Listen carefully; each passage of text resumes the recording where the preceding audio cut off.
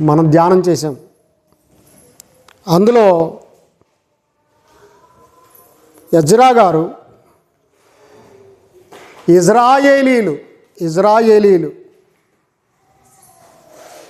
అన్య స్త్రీలను పెళ్లి చేసుకున్నప్పుడు ఎజ్రా దేవుని ఆలయం ఎదుట, యెహోవా ఆలయం ఎదుట సాష్టాంగపడి, అయ్యో దేవా మేము పాపం చేసితిమి, మమ్మల్ని క్షమించమని ప్రార్థన చేశాడు.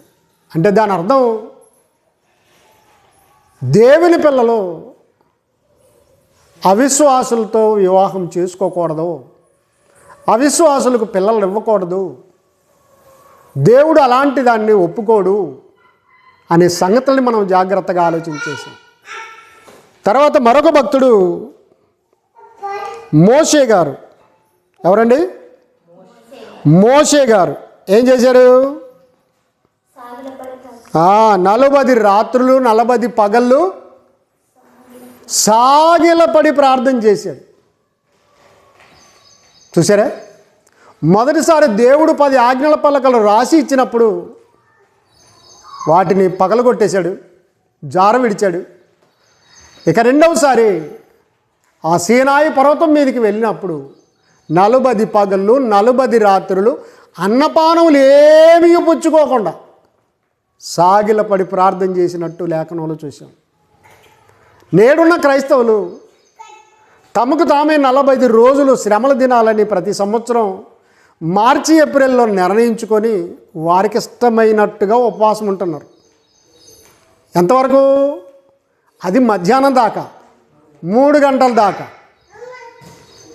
ఇక భక్తులు మేమే అన్నట్టుగా, మేమే నిజమైన క్రైస్తవులు అన్నట్టుగా ఆ శ్రమల దినాలు 40 రోజుల్లో మైకులు పెట్టేసి ముఖం ధ్యానంగా ఉంచేసి ఏమైనంటే శ్రమల దినాలు అంటూ ఉంటారు.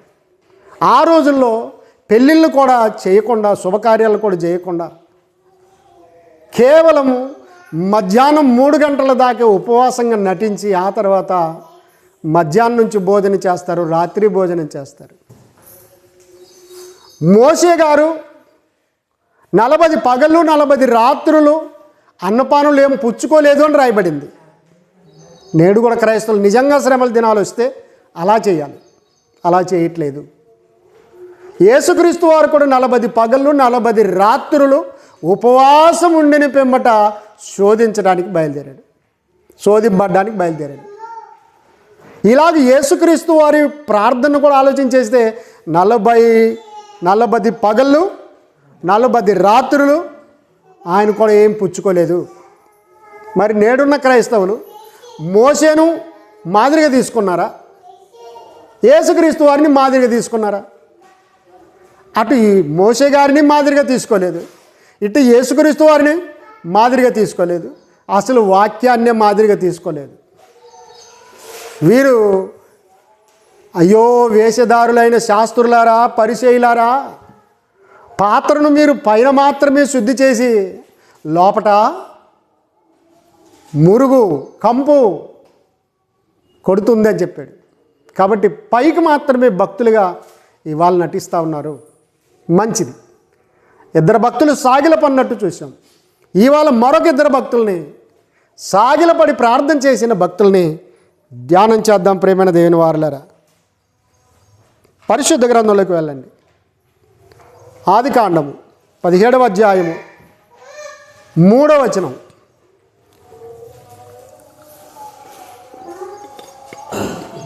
ఆదికాండము 17వ అధ్యాయం 3వ వచనం.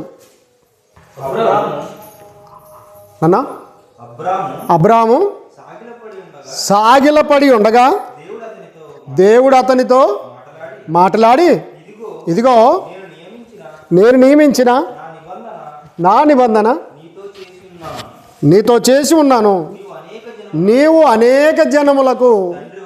మంచిదండి. ఇక్కడ అబ్రహాము ఎవరండి? అబ్రహాం ఎవరు? రైట్, విశ్వాసులకు తండ్రి. విశ్వాసులకు తండ్రి అయిన అబ్రహాం గారు సాగిలపడి ప్రార్థన చేశాడండి. ఎలా చేశాడు?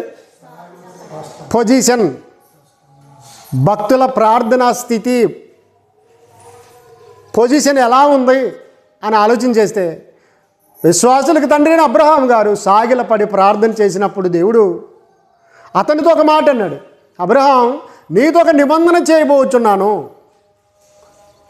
నీవు అనేక జనములకు తండ్రి వగుదువు అని చెప్పాడు. చాలామందికి ఒకటి తెలుసు, మరొకటి తెలియదు. చెప్పనా? తెలిసిన విషయం చెప్పనా? ఇవాళ బోధకులకు కానివ్వండి, లేకపోతే విశ్వాసులకు కానివ్వండి, ఒక విషయం తెలుసు.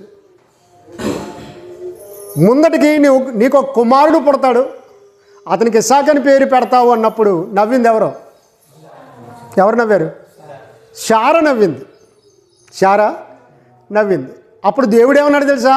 అబ్రహాం, నీ భార్య అని శారా నవ్వనేలా అనగానే శారా అంది, నేను నవ్వలేదు, నువ్వు నవ్వితివి అని దేవుడు చెప్పేశాడు. నీ దేవుడైన యెహోవాకు అసాధ్యమైనది ఏదైనా కలదా అన్నాడు. ఇది అందరికీ తెలిసిన విషయం. ఏది? శారా గారు నవ్విన విషయము, దేవుడు చెప్పిన విషయం అందరికీ తెలుసు. అబ్రహాం నవ్వాడా? చూడండి, అదే ఆదికాండం 17వ అధ్యాయం చూడండి, 17వ అధ్యాయం 17వ వచనాన్ని చూడండి. అప్పుడు అబ్రహాము సాగిలపడి అక్కడే శారా గారు నవ్వారు అని అక్కడ రాయబడింది. అది బోధకులందరికీ తెలుసు, విశ్వాసులందరికీ తెలుసు. కానీ అబ్రహాం గారు నవ్వింది చాలామందికి తెలియదండి. గమనించారా? అప్పుడు అబ్రహాము సాగిలపడి నవ్వి అన్నాడు. చదువునన్నా, 100 ఏండ్ల వానికి సంతానం కలుగునా? 90 ఏండ్ల శారా కనునా అంటే మొదట శారా గారు నవ్వారు. ఇతగాడు కూడా అవును, అది కరెక్టే కదా, 100 ఏండ్లోడికి నాకు సంతానమా, 90 ఏండ్లు ఉన్న శారా గంటదా అని ఏదో దేవా అని సాగిలపడాడు. మొదట సాగిలపడాల. నీకు ఏదైనా సాధ్యమే, కానీ నాకు కూడా డౌటే, 100 ఏండ్ల నాకు సంతానం కలుగునా, 90 ఏండ్ల శారా కనునా అని మనసులో అనుకున్నాడు. బయటికి చెప్పలేదు. కానీ అవ్వగారు తొందరగా బయటపడ్డారు. అందుకొరకే స్త్రీల దగ్గర ఏ విషయం దాగదట. అర్థమైందా? స్త్రీల దగ్గర ఏ విషయం దాగదు. సంసోన్ గారు కూడా దెలీలాకి చెప్పాడు, దాగదు. వెంటనే ఫిలిస్తీన్లకు చెప్పేసింది, ఇదిగో ఇలా చేస్తే చస్తాడని చూడండి అని. గమనించారా? కాబట్టి ప్రియమైన దేవుని వారులారా, చాలా జాగ్రత్తగా ఆలోచించండి. అలాగూ శారా నవ్వింది. శారా నవ్వినప్పుడు దేవుడు సమాధానం ఇచ్చాడు. అబ్రహాము నవ్వాడు, అబ్రహాముకు కూడా దేవుడు సమాధానం ఇచ్చేశాడు. బాగా గమనించండి. అతడు ప్రార్థన చేసిన విషయం మాట తెలుసా? నాకు 100 ఏండ్లకు శారాకు 90 ఏండ్లకు పిల్లలు ఇస్తావో లేదు, కానీ నువ్వు అనుకుంటే సాధ్యమే, నీవిచ్చిన ఇస్మాయేలును కనికరించు, ఆయన దీవించు, ఆయన్ను దీవించు అని అడిగాడు. అప్పుడు దేవుడు ఏమన్నాడు తెలుసా? అబ్రహాం, ముందటికి నువ్వు ఒక కుమారుని కంటావు, అతనికి ఇస్సాకు అని పేరు పెడతావు. ఏం పేరండి? ఇస్సాకు అని పేరు పెడతావు. అతడు వర్ధిల్లిపోతాడు, నువ్వు ఆశీర్వదించబడతావు, అనేక జనములకు తండ్రి అవుతాను, అతడు వాగ్దాన పుత్రుడు అని చెప్పాడు. ఇస్సాకుని గురించి ఇది ఇంత చెప్పేసి తర్వాత ఏమన్నాడు తెలుసా? నీ ప్రార్థన నేను ఆలకించున్నాను, ఇస్మాయేలును నేను ఆశీర్వదించదను, అతనిలో నుండి 10 మంది రాజులు బయలుదేరి వచ్చేదరు, నేను ఆయన విస్తరింపజేసేదని అన్నాడు. దేవునికి స్తోత్రం. ఇటువైపు వాగ్దానపుత్రుడని ఇస్సాకుని ఇచ్చాడు, నేను కుమారుని ఇస్తా అన్నాడు, ఆ మాట నెరవేర్చాడు. 100 ఏండ్ల వాడికి 90 ఏండ్ల దానికి సంతానం అవుతుందంటే అవుతుందని చెప్పేశాడు. అలాగ చేసేసాడు దేవుడు. అద్భుత కార్యం జరిగించాడు. ఆ మీదట అతని మనస్సులో ఇస్మాయేల్ గురించి ఉంటే ఇస్మాయేల్ గురించి కూడా చెప్పేశాడు. 10 మంది రాజులు ఆయన గర్భం వాసం నుండి వచ్చేస్తారని చెప్పేసి. కాబట్టి ప్రియమైన దేవుని వారలారా, ఏది ఏమైనా అబ్రహాము విశ్వాసులకు తండ్రే సాగిలపడి ప్రార్థన చేసినప్పుడు మనం ఎందుకు సాగిలపడకూడదు? అన్యులను చూడండి, విగ్రహాల ముందు, విగ్రహాల చుట్టూ, వారి గుడి గోపురాల చుట్టూ ఏం చేస్తారు? ప్రదక్షిణలు అంటే ఎలా చేస్తారు? ఇలాగ చేతులు జోడించి తిరగరోళ్ళు, పొరులు దండాలు. అంటే గుడి చుట్టూ కూడా ఏ మట్టి అంటుకున్నా, ఏ దుమ్ము అంటుకున్నా అలాగే పొరులు దండాలు పెడుతూనే ఉంటారండి. మరి మన వాళ్ళేమో ఎవరెవరు సాష్టాంగ నమస్కారం చేశారు? ఎజ్రా గారు యెహోవా ఆలయం ముందర సాష్టాంగపడి, అన్య స్త్రీలను ఇశ్రాయేలు వివాహం చేసుకుంటారయ్యా, విశ్వాసులు అవిశ్వాసులను చేసుకున్నారు, మేము పాపం చేసామని చెప్పి ప్రార్థన చేశాడు. దేవుడు అతని ప్రార్థన అంగీకరించాడు, క్షమించాడు, కనికరించాడు దేవుడు. అలాగూ మోషే గారు 40 పగలు 40 రాత్రులు సాగిలపడి సీనాయి పర్వతం మీద ప్రార్థన చేశాడు. భక్తులు ఇంత పెద్ద గొప్ప భక్తులే సాగిలపడి ఆయనకు మ్రొక్కుతుంటే, సాగిలపడుతుంటే మనం పాట వరకు మాత్రం పాడతాం. సాగిల పాడి మ్రోకెదము సాత్యముతో ఆత్మాలో మన ప్రభు దేవుని, సాగిల పాడి మ్రోకెదము. కాబట్టి ప్రియమైన దేవుని వారలారా, ఇప్పుడు సాష్టాంగ పడింది ఎవరు? సాగిలపడింది ఎవరు? అబ్రహాం సాగిలపడి ప్రార్థన చేశాడు. దేవుడు అతని ప్రార్థన అంగీకరించాడు.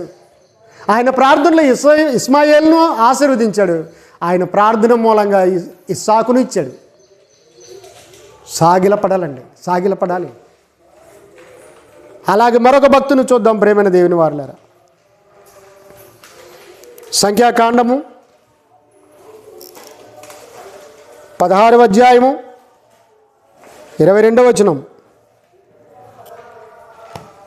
సంఖ్యాకాండము 16వ అధ్యాయము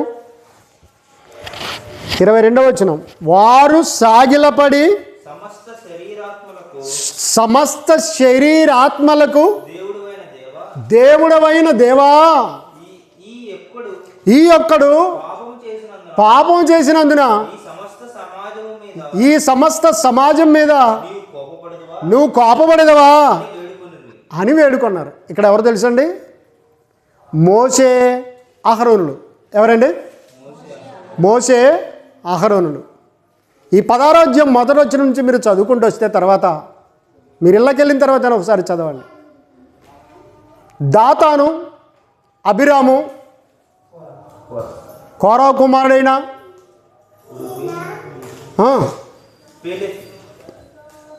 కోరాహు కుమారుడైన ఓనును, చూసారా? దాతాను, అబిరాము, ఓను పేర్లు ఏంటండి?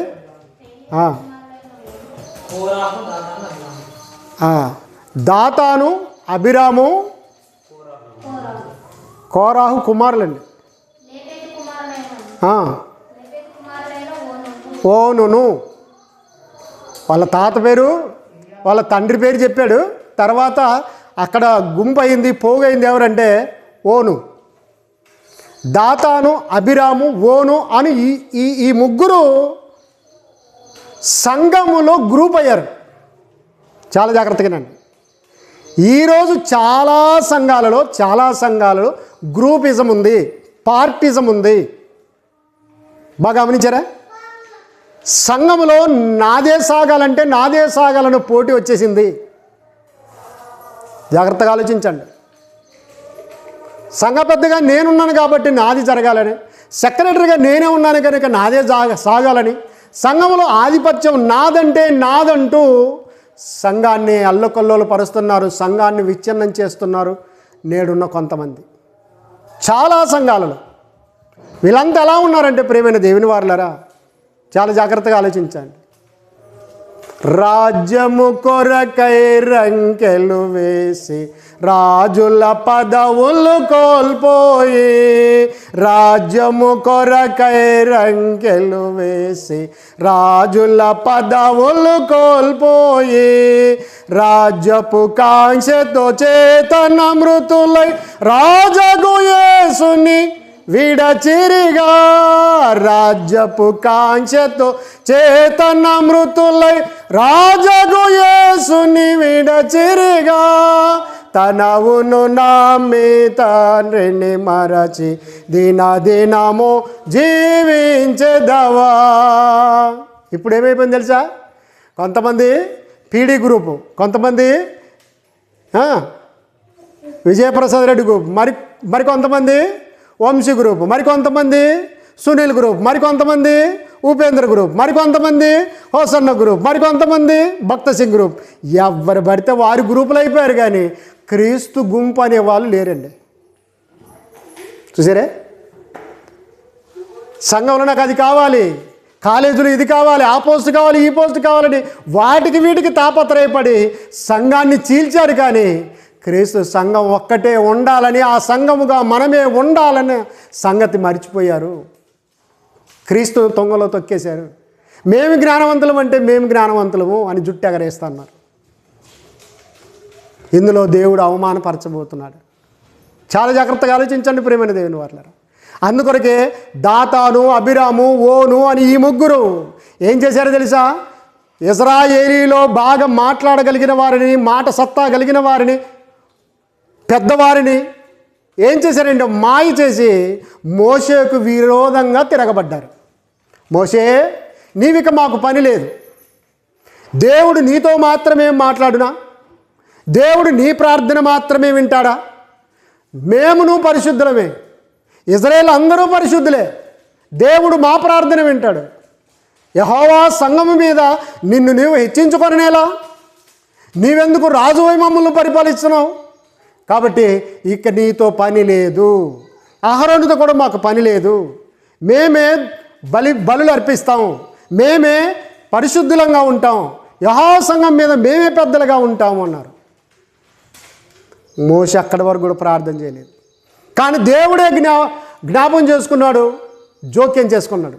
మోషే అన్నాడు, దేవా చెప్పండి అంటే, ఇదిగో దాతాను, అభిరాము, ఓను అనువారి గుడారముల నుంచి మీరు తక్షణమే దూరం వెళ్ళిపోండి, ఒక్క క్షణంలోనే వారిని నాశనం చేస్తా, వారి మీద నా కోపం మండుతుంది అన్నాడు. ఏమండి? యెహోవాకు మేమే సాక్షులు ఉంటాము, యెహోవా బలిపీఠాలను లేదా బలులను మేమే అర్పిస్తాం, యాజకత్వం మేమే చేస్తాం, పెద్దలుగా మేమే ఉంటామని చెప్పినప్పుడు దేవుడు సంతోషించవచ్చు కదా? సంతోషించలేదు. నేను నియమించిన నిన్నునే తిరస్కరించారు కనుక, మోషేను నిన్ను తిరస్కరించారు అంటే వారు నన్ను తిరస్కరించినట్టే. కాబట్టి వెంటనే వైదొలగండి, వారి గుడారుల దగ్గర నుంచి దూరం వెళ్ళిపోండి అన్నాడు. అప్పుడు మోషే అహరోనులు ఏం చేశారు తెలుసా? దేవుని సన్నిధిలో సాగిలపడి, ఇందాక చదివిన వచనం అదేనండి, 16వ అధ్యాయం 22వ వచనం, వారు సాగిలపడి సమస్త శరీరాత్మలకు దేవుడవైన దేవా. అబ్బా, ప్రార్థన ఎంత బాగుంది తెలుసా అండి? ప్రార్థన నేర్చుకోవాలి ఇలాగా. వారిద్దరు సాగిలపడి ఏమని ప్రార్థన చేశారు? ఏం దేవుని వింటున్నావా? సమస్త శరీరాత్మలకు, ఇజ్రాయేలుకు మాత్రమే కాదండి, భూమి మీద ఉన్న సమస్త శరీరాత్మలకు దేవుడవైన దేవా, ఈ ఒక్కడు చేసిన పాపం వలన సమస్త సమాజంను నువ్వు నాశనం చేయదువా, దయచేసి క్షమించమని ప్రార్థన చేసుకున్నారు. ఆయన దేవుడు విన్నాడు అనుకుంటున్నారా? ప్రార్థన ఒకటి విన్నాడు, కానీ మీరు వైదొలగండి, ఇది కుదరదు. మొక్కలో ఉన్నప్పుడే దాన్ని ఏం చేయాలి? తుంచేయాలి. అది మానైపోద్ది, నాకు విరోధంగా పనిచేస్తారు వాళ్ళంతా అని చెప్పి ఏం చేశాడు తెలుసా? ఇజ్రాయేల్ అందరినీ వారి గుడారంలో వదిలిపెట్టేసి వారితో చేరిన 250 మందిని, వారి కుటుంబాలను ఏం చేశాడు తెలుసా? దేవుడు వారి మీద తన కోపం కుమ్మరించగా భూమి తన నోరు తెరిచి ఆ 250 కుటుంబాలను, అలాగు దాతాను, అభిరాము, ఓను అనువారిని, వారి కుటుంబాలను, వారి పిల్లలను, పశువులను, మందలన్నిటిని కూడా భూమి నోరు తెరిచింది, మింగేసింది. అలాగా భూమి ఏం చేసిందట? భూమికి ఏముందట? నోరుంది. యెషయా గ్రంథం 1వ అధ్యాయంలో చూస్తాం, ఆకాశమా ఆలకించు, భూమికి ఏమున్నాయి? చెవులు ఉన్నాయి. మరి ఇప్పుడు ఈ సంఖ్యాకాండం చూస్తే ఏముంది? భూమికి నీకు మాత్రమే నోరు ఉందనుకున్నావు, నీకు మాత్రం చెవులు ఉన్నాయనుకున్నావు. భూమి ఆకాశములకు నోరుంది, చెవులున్నాయి, కళ్ళున్నాయి, కాళ్ళు చేతులు ఉన్నాయి. సూర్యుడా నీవు గిబియోనులో ఆగిపో అంటే ఆగిపోతుంది. ప్రసంగ గ్రంథంలో చూస్తే సూర్యుడు ఉదయించును, సూర్యుడు అస్తమించును, తాను ఉదయించు చోటికి వెళ్ళుటకు త్వరపడును అంటే పరిగెడుతుందట. సృష్టిలో ప్రతిదానికి ఏమున్నాయి తెలుసా? అవయవాలు ఉన్నాయి. అందుకొరకే దాతాను, అభిరాము, ఓను అని వీరు దేవుని సంఘమునకు విరోధముగా తిరగబడినప్పుడు, దేవుని సేవకునికి విరోధంగా వారు తిరగబడినప్పుడు, వారందరూ సంఘముగా చీలిపోతూ ఉన్నప్పుడు దేవుడు సహించలేదు. అందుకొరకు ఈ వాళ్ళకుడు దేవుని సంఘమైన క్రీస్తు సంఘం నుంచి ఎవ్వడు వేరైపోకూడదు.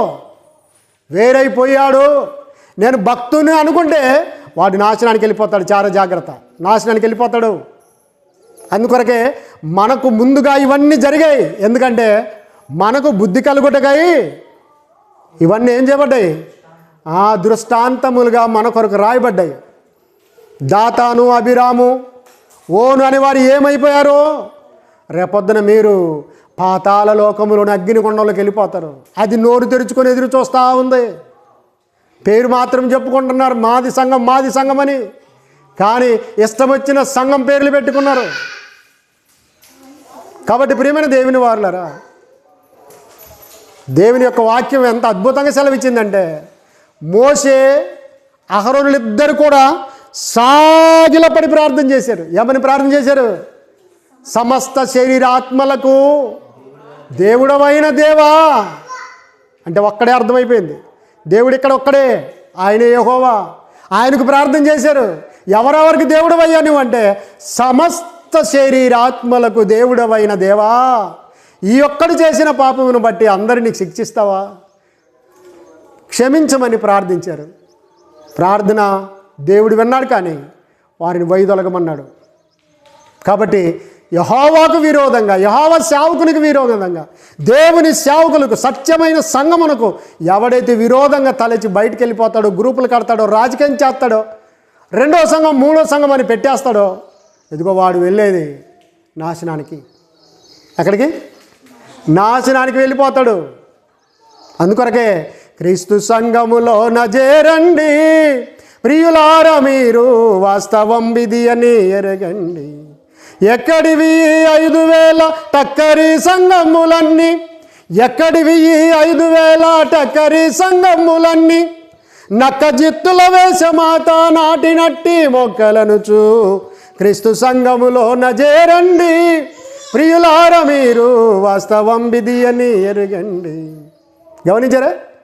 కాబట్టి ఎవడో వచ్చి ఏదో చెప్పాడు, ఏ మీటింగో వెళ్ళి ఏదో విన్నావు, అయిపోతే నువ్వు భ్రమలోకి వెళ్ళిపోయావు. సంఘం ఒక్కటే, రాజ్యం ఒక్కటే, దేవుడు ఒక్కడే, చట్టం ఒక్కటే, విశ్వాసం ఒక్కటే, బాప్తిజం ఒక్కటే, విశ్వాసం ఒక్కటే, అందరికీ తండ్రి అయిన దేవుడు ఒక్కడే, 2 3 లేరు, ఒక్కడే అవతారాలు ఎత్తలేదు, ఒక్కడే దేవుడు. సంఘం కూడా ఒకటే.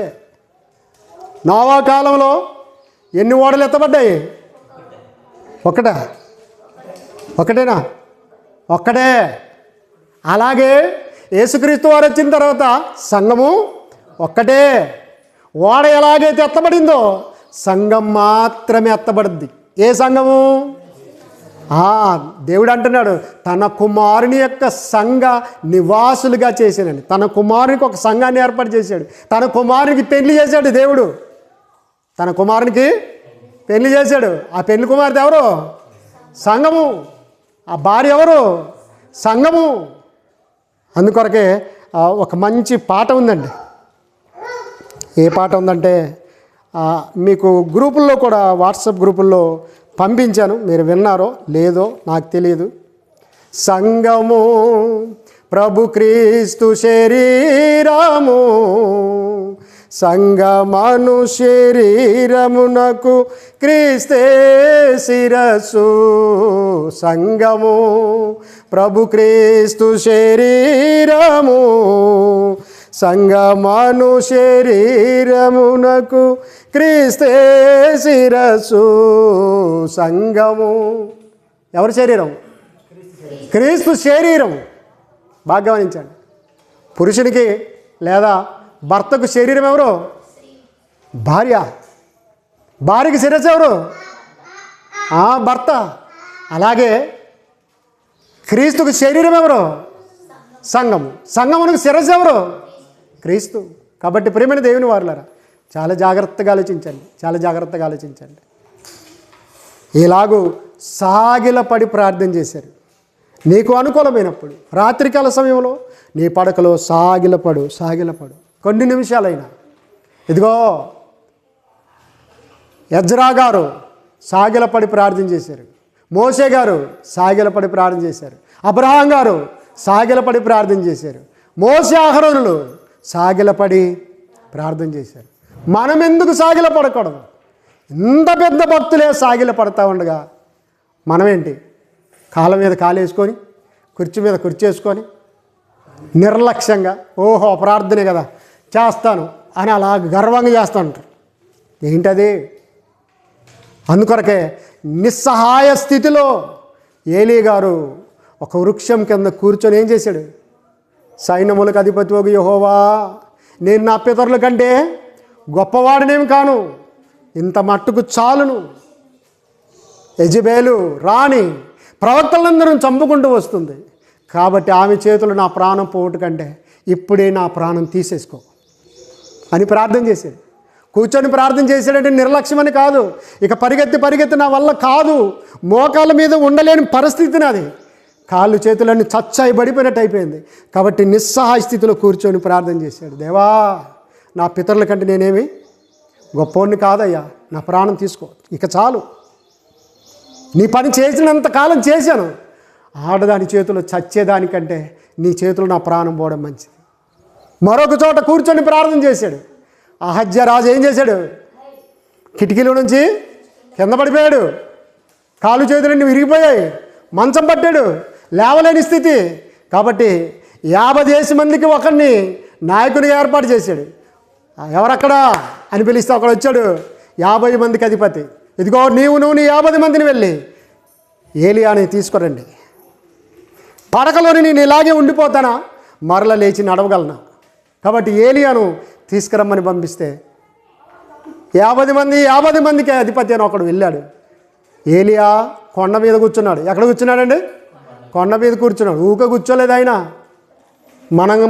మనలాగా టైంపాస్గా బారకట్టనో, పేకాటనో, పులికట్టనో, ఆ కట్టనో ఈ కట్టనో ఆడలేదండి ఆయన. ప్రార్థన చేసుకోవడానికి కొండ మీద కూర్చున్నాడు. అప్పుడు దగ్గరికి వెళ్ళాడు వీడు. ఎవరు?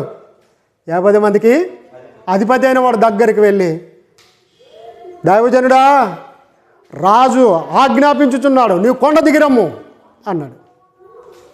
ప్రార్థనలో ఉన్న అతగాడు ఒక్కసారి తిరిగి చూసి, నేనే దైవజనుడు అయితే ఆకాశం నుండి అగ్ని దిగి వచ్చి మిమ్మల్ని దహించునుగాక అన్నాడు.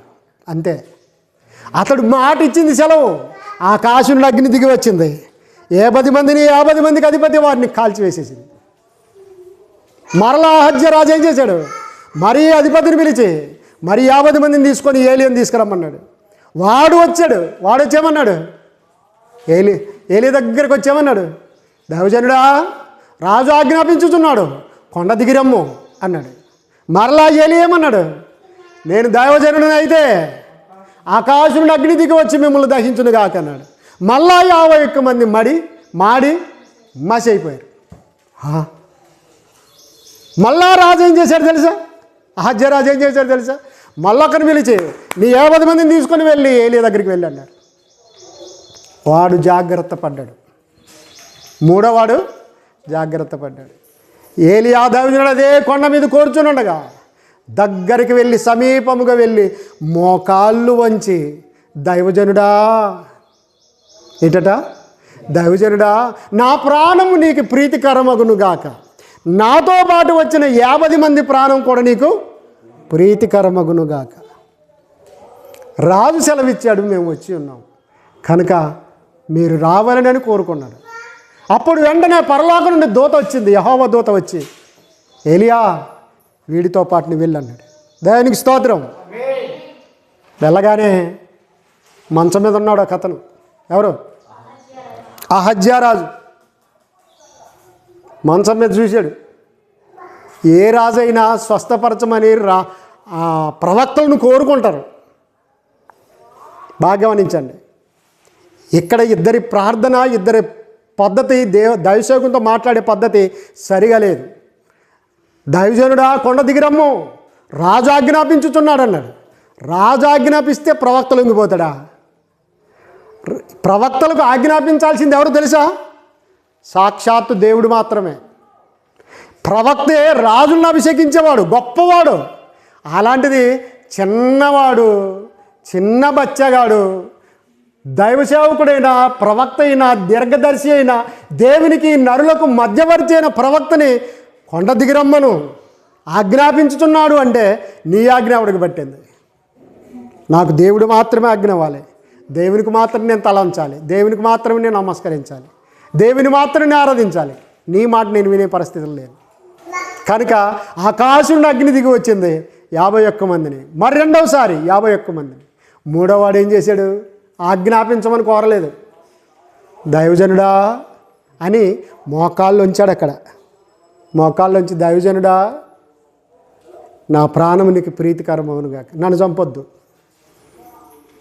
నా 50 మందిని కూడా దయచేసి చంపొద్దు, రాజు సెలవిచ్చాడు, మేము వచ్చాం, అంతే. అప్పుడు అహజ్యా రాజు దగ్గరికి, ఇజ్రాయేల్ రాజు దగ్గరికి ఏలియా ప్రవక్త వెళితే మంచంలోని పడున్నాడు అహజ్యా. అప్పుడు ఏలియా గారు ఏమన్నారు తెలుసా? ఇజ్రాయేలు మధ్య దేవుడు ఉన్నాడన్న సంగతి నువ్వు మరచితివా? ఇజ్రాయేలు మధ్య ఎవరున్నారు? దేవుడు అనేవాడు ఉన్నాడు. ఆ సంగతి నువ్వు మరిచిపోయి ఎక్కడో బయల్జెబూల్ దేవత దగ్గరికి మనుషుల్ని పంపించావు. ఆ సంగతి దేవుడు ఎరుగును. కాబట్టి నిన్ను రాజుని చేసింది ఎవరు? దేవుడైన యెహోవా. ఇజ్రాయేల్ జనం ఎవరు? దేవుడైన యెహోవా జనం. అలాంటి వారికి నిన్ను రాజుని చేస్తే నువ్వేమో విగ్రహారాధికుల దగ్గరికి వెళ్ళి అడుగుతావా? కనుక నీ మంచంలోనే నువ్వు చచ్చెదవు, నీ మంచంలోనే నువ్వు చచ్చెదవు. చచ్చాడు గొడ్డు. అతనికి మగపిల్లలు లేరు కనుక అతనికి మారుగా యెహోషాపాతు కుమారుణ్ణి రాజుగా చేశారు. చూసారే? కనుక ప్రియమైన దేవుని వారులారా, కూర్చొని ప్రార్థన చేసిన వాళ్ళు, నడుస్తూ ప్రార్థన చేసిన వాళ్ళు, తర్వాత తల వంచి ప్రార్థన చేసిన వాళ్ళు, చేతులు ఎత్తి ప్రార్థించిన వాళ్ళు, మోకరించి ప్రార్థన చేసిన వాళ్ళు, ఇప్పుడేమో సాగిలపడి ప్రార్థన చేసిన వాళ్ళు. సాగిలపడిన వారిలో గత వారం ఎవరెవరు? ఎజ్రా, మోషే. ఈ వారం అబ్రహాము, మోషే, అహరోనులు సాగిలపడ్డారు. కాబట్టి అలాగూ సాగిలపడ్డం తప్పు కాదు. సాగిలపడి ప్రార్థన చేసుకోవడం నేర్చుకోండి.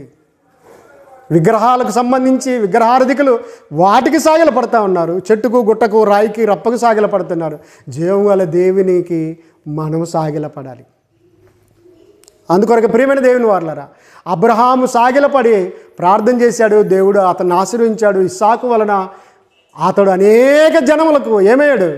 తండ్రి అయ్యాడు. ఇవాళ మనకు కూడా విశ్వాసులకు తండ్రి అండి, విశ్వాసులకి తండ్రి. కాబట్టి ఇప్పుడు పరదేశులకు వెళ్తే అబ్రహామే అందరికీ తండ్రి. వచ్చిన వారిని వచ్చినట్టు ఏం చేస్తాడు? అబ్రహాం ఏం చేస్తాడు? పరదేశంలో ఏం చేస్తున్నాడు? భజన చేస్తున్నాడా? రిసీవింగే. ఎలా ఉన్నాడు? లాజరు చనిపోయి అబ్రహాము రొమ్మును ఆనుకొనుటకు నాన్న ఈ 60-70 సంవత్సరాలు భూమి మీద కష్టపడ్డావా, దేవుని కొరకు శ్రమ పడ్డావా, వచ్చే ఒక్కసారిగా ఎత్తుకుంటాడండి. తల్లి కూలి పనికి వెళ్ళి తిరిగి వచ్చినప్పుడు ఇంటి దగ్గర ఉన్న పిల్లలు ఎలాగైతే పరిగెత్తి వెళ్తారో, వెళ్ళగానే తల్లి ఏం చేస్తుంది? పోరా అక్కడ అంటదా? మరి ఏం చేస్తుంది? ఎంత తల్లికి అలుపుండినా, అలసట వచ్చి ఉండినా, ఎత్తుకోలేని పరిస్థితే ఉండినా ఆ తల్లి ఏం చేస్తుంది తెలుసా? ఒక్కసారి తన బిడ్డను అలాగ తీసుకొని గుండెలకు అత్తుకుంటుంది. అప్పుడు గుండెలకు అత్తుకోగానే పిల్లలకు కూడా ఏమనిపిస్తుంది తెలుసా? అమ్మా, పగలంతా కొట్లాడినది, కొట్టించుకున్నది, తన్నించుకున్నది అన్నీ మర్చిపోతారు. ఒక్కసారి తల్లి ఒడిలో చేరి, గమనించారా? ఆనందింతు నీలో దేవా, అనుదినము నిన్ను స్తుతించు. కాబట్టి ప్రేమైన దేవుని వారలారా, అలాగూ అబ్రహాం గారు కూడా ఏం చేస్తారంటే, భూమి మీద 60 ఏళ్ళు 70 ఏళ్ళు దేవుని కొరకు, సేవ కొరకు, సువార్త కొరకు, క్రీస్తు నిమిత్తమై, వాక్యం నిమిత్తమై హింసింపబడి బాధపడి ఎవరైతే చచ్చిపోతారో వారందరిని ఏం చేస్తాడట? వచ్చిన వాళ్ళు వచ్చినట్టే ఏం చేస్తాడు? తన 2 చేతులు చాచి, విశ్వాసులకు తండ్రి కదండి మరి ఆయన. కాబట్టి మొదటిగా పరదేశులు ఆయన ఎత్తుకుంటాడు, హత్తుకుంటాడు. అప్పుడు మనల్ని ఓదారుస్తాడు. నెమ్మది కలిగి అక్కడ ఉంటాం. దేవునికి స్తోత్రం, దేవునికి స్తోత్రం. కాబట్టి ప్రేమైన దేవుని వారలారా, ఇంత పెద్ద భక్తులు సాగిలపడి దేవుని ప్రార్థించారు. మనము ప్రార్థించవలసిన బద్దులమై ఉన్నాము. ఇంకా సాగిలపడిన వారు ఇంకా ఏ భక్తులు ఉన్నారో దేవుని చిత్తమైతే బ్రతుకుంటే వచ్చే వారం ధ్యానం చేద్దాం. దేవుడు తన మాటలను మన హృదయంలో ఉంచి ఫలింపజేయునుగాక.